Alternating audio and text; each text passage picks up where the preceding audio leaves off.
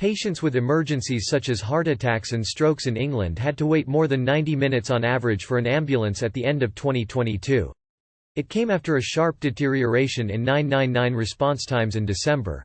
They were nearly twice as bad as November. Record worst waits were also recorded for life-threatening cardiac arrests, while A&E waits of over 4 hours reached their highest level ever. Patient groups warned the delays would be leading to real harm. Combined, the data, released by NHS England, represents the worst ever set of emergency care figures since modern records began in 2004.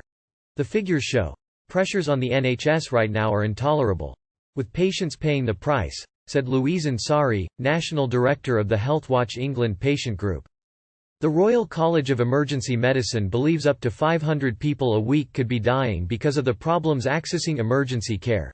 When Martin Clark, 68, started suffering with chest pains at home in East Sussex in November, his wife immediately called an ambulance, but none came. She phoned another 3 times before her and her son decided to drive Martin to hospital themselves 45 minutes later. When they arrived, the father of 5 went into cardiac arrest and, despite receiving medical attention, died.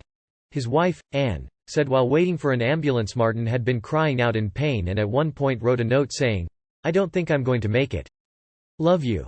It was excruciating, she said, adding, "He was let down very badly. They should have come." The case happened before any strike action was held in the NHS. The South East Ambulance Service has apologised for not being able to send a crew.